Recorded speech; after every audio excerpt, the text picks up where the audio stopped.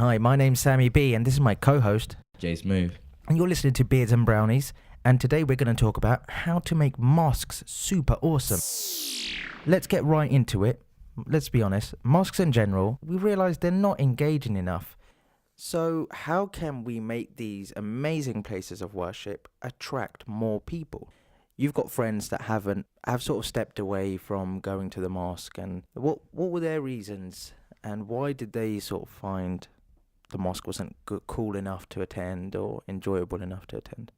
I think one of the main reasons is because of the language barrier, and most of the time in a lot of these mosques, the dialogue is catered towards elder people. So I would say most of the time you go to a mosque, I'd say about probably like 7 out of 10 mosques, the speeches are always given in Urdu or Punjabi or Bangladeshi or whatever the language may be, rather than English. And then maybe they spend a little bit of time speaking in English. And for younger people who may not be fluent in those languages, it's just not attractive to sit there for 45 minutes whilst you're not really understanding what's going on. And then probably like 5 or 10 minutes is only spent explaining what was said in about 40 minutes to you. It's explained in about 5-10 minutes in your English language. I think that's one of the main reasons. And I think another one of the main reasons why a lot of people do not attend the mosque, a lot of young people have gone away from attending the mosque and more than likely pray at home, is because they're just not exciting. There's not much there. They're not exactly like youth centres. Like sometimes you see on a church, you'll have like a banner for an event that's going on. Whereas I think with the mosque, there's not many opportunities for young people. There's not really many social activities organised. It doesn't have that kind of youth recreation feel to it. It's kind of just a place of worship, whereas the religion is more of a way of life.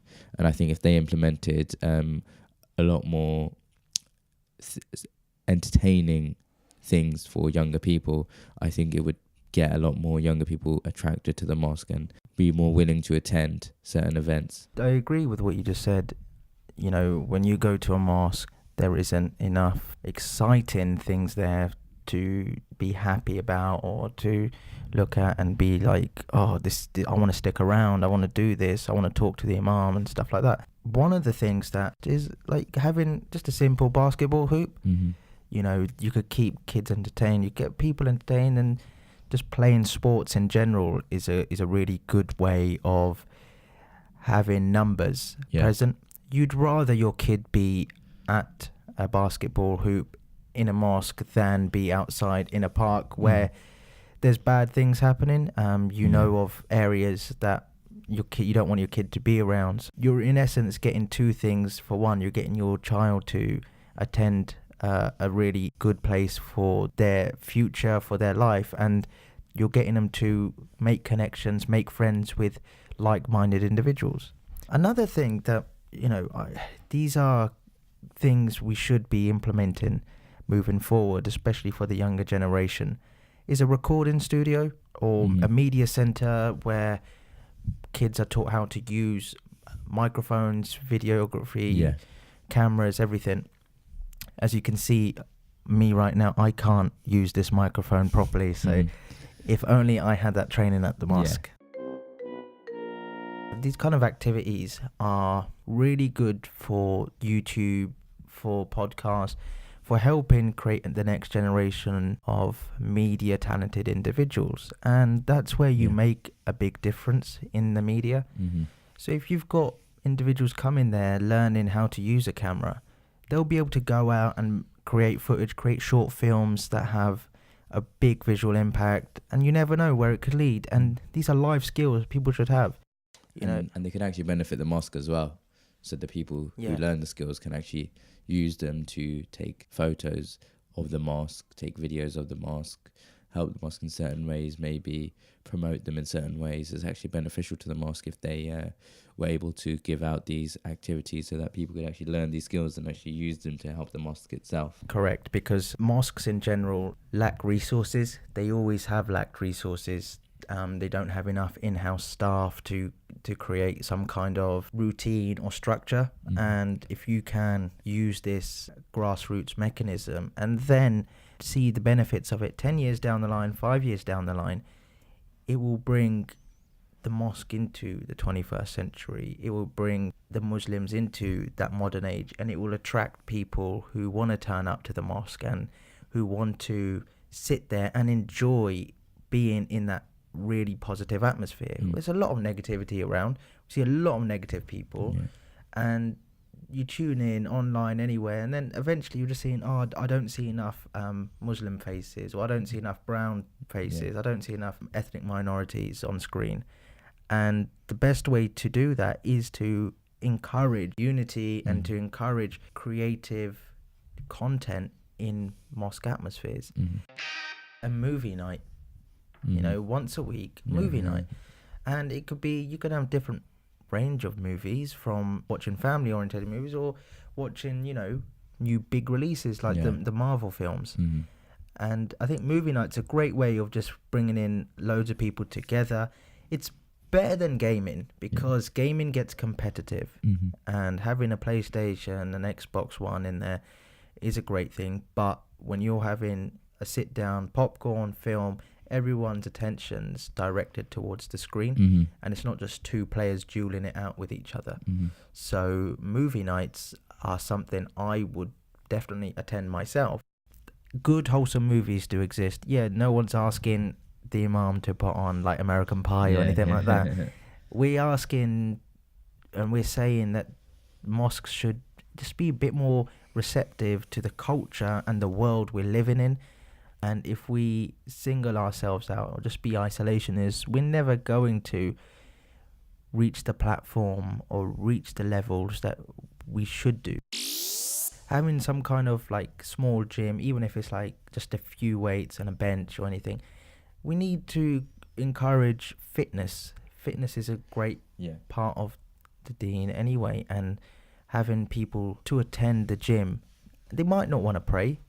They'll just turn up to the mosque and they will just go to the gym, and before you know it, they'll be like, you know what, the prayer's coming, might as well go pray and then go back to the gym again. These are really good activities for children, for teenagers especially, like who are competing in football leagues, they're competing in rugby tournaments, to have available to them. You're a big fan of like playing pool and snooker and stuff, so would a pool table be something you enjoy having? Yeah, definitely. Like, I think the biggest problem that the mosque has is that it's not seen as a social place. I think a lot of these successful places are seen as places where you can go and socialize and meet other people. Like, you may not want to go to a mosque, but you may meet someone who goes regularly, and then as you become friends with them, you may start to go more regularly because you're friends with someone who goes a lot. And I think that can be beneficial to the mosque if they put things like pool tables in there, because pool and snooker are games where on the side you end up socializing with people, watching games, talking, and then you can make new friends and build new connections. And I think with a lot of these people that you meet, you get influenced by your environment. You can get influenced by the people that you meet in these places. And I think it can be beneficial to the mosque if they create these type of environments. It will benefit them in the long term. It's just, I think a lot of the mosque, the higher ups, the people who run it, they don't see the social aspect as being that important. They just see it as a place where people just come to pray, and then that's it. They don't look at beyond the horizons. They don't look at the other opportunities that they can create for the youth. They just kind of cater towards one particular area, and that's kind of it. One thing I think we're massively lacking is breaking into the corporate world, breaking into professional circles, networking. And we don't really, as Muslims in general, and even a lot of the ethnic minority communities, don't have providing their services, who have been in really good creative fields or have been in banking, finance, wherever, and they come in and give a lecture once a month on how they achieved what they achieved and what's required for you to get to where I've gone to.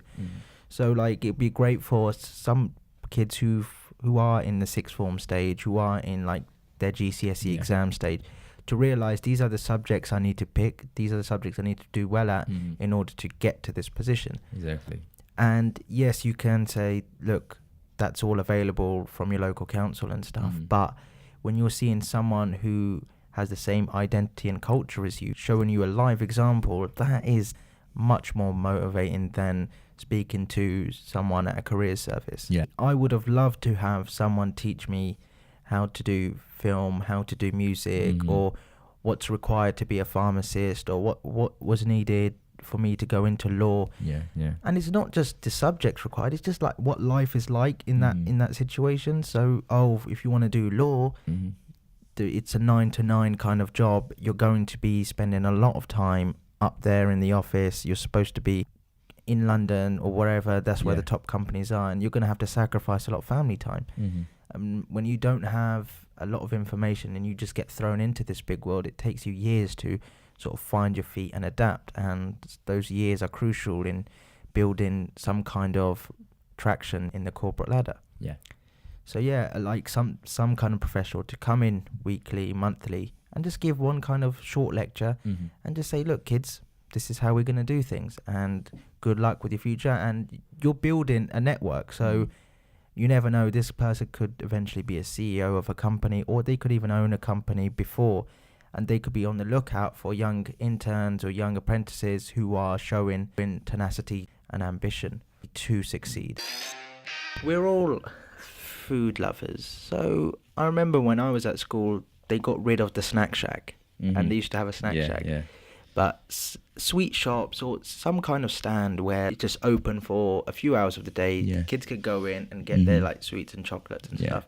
That money can be put back into the mosque to fund activities, to fund like new prayer mats or whatever. So I think, do you not agree that having a mosque with like a little tuck shop or something there, it would be really cool? Yeah, because they have like, I think after a few of the religious classes, they have the ice cream man sometimes comes by, and he kind of just parks his car in the car park, and all the kids run over and buy his products, and it's kind of like filled with gelatine. The mosque heads are missing a business opportunity because he's taking all the business. He's getting all these kids who have just finished their lesson, who are clearly hungry, and giving them ice cream and chocolates and sweets. And if they had some form of confectionery stand or something themselves, they would easily be able to raise a lot more money for a lot of the things that we're suggesting. It's just, it seems like that the problem is that the mentality is not focused on the youth. It's more focused on the elders and keeping everyone else satisfied. It's not focused on the youth. But I think what they don't realize is that when a lot of the elders are gone, there won't be many people coming to the mosques, because a lot of the youth are not coming at this age. What's to say that in 10 years time they're more likely to come than they are now? It doesn't really translate. They'll probably say if anything, it's got worse, I'm not gonna go to the mosque, I'd rather pray at home. Yeah, and the worst thing is, like, a lot of the lectures and a lot of the speeches that happen on like Friday prayers and stuff, they're all in like the native language of who the secretary or the treasurer. So most of the mosques that we've been to, there's a lot of lectures are in Urdu. And my guys are dodgy beards. What's that going to do for kids who don't understand it? Yeah. If you want to affect the youth, talk about topics that are engaging and interesting. Don't talk about stuff that wipes them out straight away within like 3 seconds of hearing the guy speak. Yeah. So even like the imams doing a little bit of research beforehand, and they could go online, they could find what topics are engaging, what gets quite a lot of hits, and then promote that, and you'll definitely see children coming in, guys coming in and being like, yep, that affects me. How to deal with depression, how to deal with stress in the workplace, how to deal with like marriage topics. A lot of kids nowadays and a lot of people go and get married to someone, and this is how it should be. They want to get married to someone they love or anything, or they want to delay their marriage. And when you're coming from like the South Asian subculture, it's a very taboo subject. And people don't know how to convey that to their parents and how to say, this is not something we agree with, we don't like it. So I think they're great little tidbits that the mosque should take into account to make itself really good.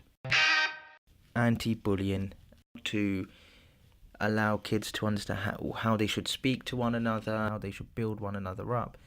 And I think the mosques in general do not do much at all on these subjects.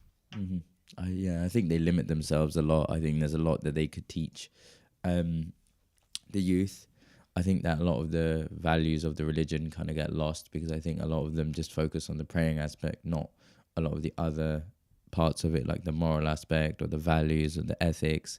They don't really preach those as much. Like even in a lot of the sermons that they give, it's always about praying, and there's nothing wrong with that. It's just that there is a lot more to the religion than that, and I think a lot of the people in the mosque are just kind of like people who just turn up and pray and then want to go home. They don't want to stick around and do a lot of the things that you're saying. They don't want to give advice or hear advice or do any of that. They're just kind of focused on one aspect of the religion rather than focusing on like the fact that there's 5 pillars and that there's a lot more to the religion than what they may think there is. And I think if the mosque was more focused on providing more services to the youth, I think you'd see an influx of the youth actually attending a lot of these sermons and actually coming to a lot of the prayers on a more regular basis, and not just when it's school holidays. Yeah, you only get the big influx coming in the school holidays, and most of that's because they're forced from their parents. Yeah. It's like, I have to turn up because dad said so. Exactly. I have to turn up because mum said so. They don't even turning up because they know what's right. They're just turning up because that's just something they've been forced to do. So if people start understanding the whys of why they're turning up, or the reason behind their actions, I think there will be a lot more unity. And I know the finances are tight in mosques, and I know there's a lot of strict opinions, and there's going to be people who like and dislike what we're saying here. Yeah. But I think the common goal is to unite people, to bring about positive change and solutions. You've got a lot of people online, like they condemn literally every action that happens, and there's some good people doing good stuff out there. Exactly. You've got musicians, you've got videographers, you've got a lot of stuff, content being posted, and a lot of them get a lot of hate, and sadly it's from within our own community. Yeah. It's not even from external sources. It's just hatred being spewed from people who just have a difference of opinion, and they're not realizing the main aim of what that person was trying to do was to bring together change, to bring together a massive population of 1.5, but how many Yeah, it must be close to 2 billion now. 2 billion Muslims in the world. Like, that is something we must sit back and understand before we go and attack everyone who does something that may be in the grey areas of what the religion preaches. And it's all open to interpretation, because no one has a direct line to God, do they? So Of course. everyone's given their own viewpoint. I think also that there is a lot of opportunities for fundraising, but there's not many people who actually take those opportunities. Like we mentioned earlier, the Snack Shack idea, or organising football tournaments, so people have to pay money to enter the tournament, and you can use those funds to maybe implement a lot of the suggestions we're saying. So there are ways to do funding, especially nowadays. You can do crowdfunding online. You can just make a GoFundMe account, and you can just write the details, and you may get donors that you don't even expect. You may get donors from other religions, different cultures, different countries, and people will donate. You're right. People will donate to good things. So if you're making good, big, positive steps, people will definitely donate. They will donate if you're making big moves, like putting some kind of activity together, putting some kind of media center together, and like you said, crowdfunding. Exactly. And with crowdfunding, also you could do like accessories, t-shirt printing, whatever, like clothing ranges, and there's a lot of people making a lot of money from selling their own apparel. So why can't mosques print their own hoodies, print their own beanies, print their own jackets, and then sell that and use the money to fund everything? There's so many opportunities, but I think it's just the people, isn't it? The people in there do not have the outlook that people on the outside do, and the people on the outside can't get inside, so they can't implement their visions. Whereas not everyone's like Tyrese. We're not all vision implementers, and I think a lot of the people in the mosques are not. They can't seem to see the problems that are happening. I think they're kind of in a little bubble, and they're kind of in a comfort zone, and I think everything that happens they're content with, as long as they see that it's packed when it's Friday prayer. I think they're fine with it, and I don't think they see the other issues, such as the fact that the youth are not really that focused and committed to the cause. I think if an influx of young people kind of get into the trust and implement these ideas and suggest these ideas, I think we may see more and more youth members coming to the mosque in the future. But as long as it's the current way it is, I think a lot of mosques around the country will continue to stay the same way that they are. Because it's that analogy is very true, because you're seeing it in the film industry and you're seeing it in the gaming industry. So obviously there's a big game coming out in August, September time, and it's the Spider-Man PS4 game. I'll definitely skip mosque with that. It has a lot of similarities to a famous game, Spider-Man 2 game that we played when we were younger. And the way it's designed and the physics inside that game are very, very, like, they're in line with what we wanted to see growing up, and a lot of games didn't really achieve that. Yeah. And if you look deeper into why this game is ticking the right boxes, it's because the people behind it are guys who grew up in the late 90s, mid 2000s, and now they're in positions of power and they're bringing in their vision. Mm-hmm. So you're going to see a lot of 90s themes in movies as well, because a lot of the directors now who are filming, who are doing things, they are from that generation, they're from that young generation. Yeah. And same with the mosques, the young kids coming through and the ones who have vision. You'll maybe see the benefits of it maybe 10 years down the line, but a change has to start somewhere. Exactly. From what I was going to say was just that exactly what we've been saying the whole time, which is we're not exactly criticizing them. You may agree or disagree with what we have said. It's just from our experiences, we believe that the environment that they've created is not very appealing to young people. And we think that in the long term, this is not a great strategy when you're trying to retain people and keep them at the mosque. So in order to get around this problem, I think a lot of younger people need to be more active and more present within the community of the mosque, like the trust, in order to influence the decision-making process so that they can get their views and their ideas across and actually get them implemented, like getting the ping pong tables and snooker tables and movie nights, gaming environments set up. I think the best way to do that is if young people are actually more active, but until some of the current members are more willing to accept the help or the assistance or the ideas, I think it seems to be looking like it may stay the same way that it is. Finally, to conclude, it's been a great episode. We've enjoyed speaking about a topic that's kind of taboo around here. This was our outlook on the Muslim landscape and our final thoughts. Do comment, share this, rate this 5 stars on iTunes, whatever platform you're listening on. Stay happy, stay positive, and thank you for listening.